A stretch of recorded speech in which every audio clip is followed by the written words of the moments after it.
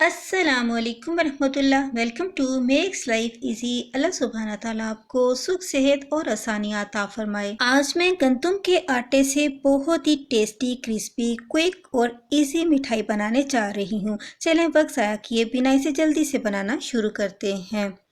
एक fry pan में मैंने हाफ कप मूंगफली ली है। मेरी मूंगफली कच्ची है, इसे मैं लो फ्लेम पर रोस्ट कर लूँगी। अगर आपके पास भुनी हुई मूंगफली है तो आप इसे लो फ्लेम पर हल्का सा गर्म कर लें। इसे मैं इतनी देर तक रोस्ट करूँगी जब तक ये चटकने ना लगे। जैसे ही ये चटकने लगेगी तो मैं इसका फ्लेम ऑफ कर दूँगी और इसे ठंडा होने के लिए छोड़ दूँगी। मूंगफली को ठंडा होने पर मैं इस तरह से हाथों में मूंगफली को थोड़ा थोड़ा लेकर इसे प्रेस करूंगी और इसका छिलका रिमूव कर लूंगी। आप मूंगफली की जगह पर बादाम का भी यूज़ कर सकते हैं, ये टोटली आपकी चॉइस पर डिपेंड करता है। इसी तरह से प्रेस करते हुए मैं सारी मूंगफली का छिलका रिमूव कर लूंगी और इसे अलग से निकाल कर रख लूंगी। अब मैं फ्राई पैन में 2 टेबलस्पून चार मगज़ का ले रही हूँ। चार मगज़ को भी हमने ड्राई रोस्ट ही करना है। इसे हम लो फ्लेम पर रोस्ट करेंगे। थोड़ी देर रोस्ट करने के बाद मैं इसमें 2 टेबलस्पून खसखस का ऐड कर दूँगी। खसखस भी हमने थोड़ी देर के लिए ही रोस्ट करनी है, हमने इन्हें ज़्यादा देर तक रोस्ट नहीं करना। इन्हें हम लो फ्लेम पर ही रोस्ट करेंगे। जैसे ही ये दोनों चीज़ें ड्राई रोस्ट हो जाएंगी तो फिर हम इसका फ्लेम ऑफ कर देंगे। अब इस मूंगफली वाली प्लेट में ही हम इन चार मगज़ और खसखस को भी, जिन्हें हमने ड्राई रोस्ट किया था, उसे ऐड कर लेंगे। इसी फ्राई पैन में मैं 2 टेबल स्पून सफ़ेद तिल ले रही हूँ। इन्हें भी हम ड्राई रोस्ट ही करेंगे। इन्हें हम लो फ्लेम पर रोस्ट करेंगे। हमने तिलों को इतनी देर तक रोस्ट करना है जब ये चटकने न लगे। चंद सेकंड्स हमें ड्राई रोस्ट करने के बाद मैं इन सफ़ेद तिलों में 2 टेबलस्पून कोकोनट का बुरादा, जिसे मैंने कोकोनट को क्रश करके तैयार किया था, वो भी इसमें ऐड कर लूँगी और इसे भी तिलों के साथ ही मैं फ्लेम पर रोस्ट करूँगी। इन्हें हम इतनी देर तक रोस्ट करेंगे जब तक इनमें से तिल चटकने ना लगें। जैसे ही तिल चटकने लगेंगे तो हम इसका फ्लेम ऑफ कर देंगे। थोड़ी देर लो फ्लेम पर पकने के बाद हमारे तिल और कोकोनट अच्छे से रोस्ट हो चुके हैं। अब हम फ्लेम ऑफ कर देंगे। इन कोकोनट और तिलों को भी हम इन ड्राई फ्रूट्स वाली प्लेट में ऐड कर लेंगे। लास्ट में हम हाफ कप बेसन लेंगे। इसे भी हम लो फ्लेम पर ही ड्राई रोस्ट करेंगे। जैसे ही हमारा बेसन रोस्ट हो जाएगा तो फिर हम इन ड्राई फ्रूट्स वाली प्लेट्स में ही इस बेसन को निकाल लेंगे और ठंडा होने के लिए छोड़ देंगे। बेसन की जगह पर आप यहाँ पर भुने हुए चने का भी यूज़ कर सकते हैं। इन तमाम ड्राई फ्रूट्स में अब मैं 4 से 5 टेबल स्पून शक्कर का शामिल कर रही हूँ। आप शक्कर की जगह पर गुड़, मिश्री या चीनी का भी यूज़ कर सकते हैं और अपनी मर्ज़ी से कम या ज़्यादा भी मीठा रख सकते हैं। साथ ही मैं इसमें 1 टीस्पून इलायची का पाउडर भी शामिल कर रही हूँ, जिससे इसकी खुशबू बहुत अच्छी हो रहेगी। अब हम इसे मिक्स कर लेंगे और फिर हम इसे ग्राइंडर जार में इसे ग्राइंड कर लेंगे। अब हम इन तमाम ड्राई फ्रूट्स को थोड़ा थोड़ा करते हुए पल्स मोड पर ग्राइंड कर लेंगे। इन्हें हमने पल्स मोड पर इसलिए ग्राइंड करना है कि अगर हम इसे नॉर्मल स्पीड में ग्राइंड करेंगे तो इसमें से ऑयल निकल आएगा, इसलिए हम इसे पल्स मोड पर ही ग्राइंड करेंगे ताकि इन ड्राई फ्रूट्स में से इनका ऑयल रिलीज ना हो। ड्राई फ्रूट्स को हम थोड़ा थोड़ा करते हुए पल्स मोड पर और ठंडा करने के बाद ग्राइंड करेंगे, जिससे इसका ऑयल रिलीज़ नहीं होगा, इसलिए हम इसे ठंडा करने के बाद पल्स मोड पर ही ग्राइंड करेंगे। इसे हम दरदरा भी रख सकते हैं और इसे पाउडर फॉर्म में भी हम बना सकते हैं। इसे हम ग्राइंड करने के बाद किसी एयर टाइट जार में सेव करके रख लेंगे। कभी भी हमारा स्वीट्स बनाने और खाने का मन होगा तो हम इसे फ़ौरन से यूज़ कर सकते हैं।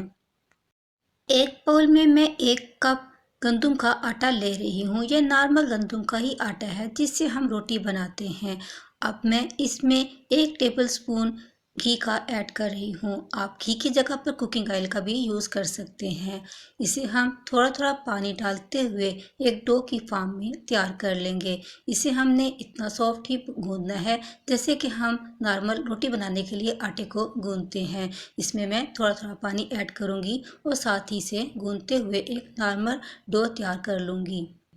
ये देखिए मैंने नॉर्मल डो ही तैयार की है, जैसे हम रोटी बनाने के लिए आटा गूंथते हैं। अब हम इसे थोड़ी देर के लिए रेस्ट पर रखेंगे। अब इस गूंथे हुए आटे से हम लीमू के साइज की गोलियां तैयार कर लेंगे। अगर आपके पास पहले से आटा गूंथा हुआ मौजूद है तो आप मज़ीद आटा ना गूंदें। जिससे आप रोटियां बना रहे हैं आप उसी आटे को यूज़ करते हुए आप इस स्वीट्स को बनाने के लिए इस तरह से गोलियां तैयार कर सकते हैं।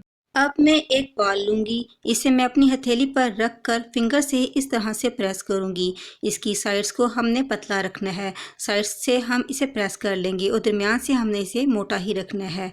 अब इसमें जो ड्राई फ्रूट्स मैंने ग्राइंड करके रखे थे वो इसमें ऐड कर देंगे और तमाम साइड से अंदर की तरफ इकट्ठा करते हुए इसे कवर कर लेंगे और इस तरह से ड्राई फ्रूट्स को मैं इसमें पैक कर लूँगी। इसे दोबारा से पलट कर हम इसे हाथों से ही इसके शेप दे लेंगे।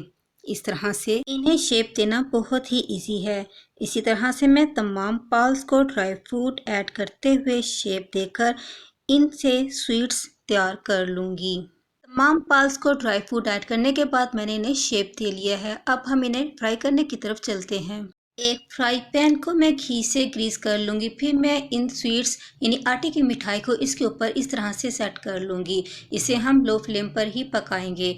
अब जब हम इन तमाम स्वीट्स को इसके अंदर सेट कर लेंगे तो फिर हम चम्मच की हेल्प से थोड़ा थोड़ा सा घी इनके ऊपर भी लगा लेंगे, ताकि जब हम इन्हें टर्न आउट करें तो ये दूसरी तरफ से भी ग्रीस हो सकें। अब हम इन्हें लो फ्लेम पर ही पका लेंगे। आप इस मिठाई को तवे पर भी तैयार कर सकते हैं। रोटी बनाने के बाद आप इसका फ्लेम लो कर लें और इसे हल्का सा ग्रीस कर लें। फिर इस आटे की मिठाई को आप इसके ऊपर अच्छी तरह से सेट कर लें। जब तमाम मिठाई इसके ऊपर सेट हो जाएगी तो फिर हम चम्मच की मदद से इसके ऊपर भी हल्का हल्का सा घी लगा लेंगे, जिससे जब हम इसे फ्लिप करेंगे तो दूसरी साइड से भी क्रिस्पी और अच्छा सा गोल्डन हो सकेगा। आप इसे चाहें तो फ्राई पैन में तैयार कर लें, तो चाहें तो इसे आप तवे के ऊपर भी बना के खा सकते हैं।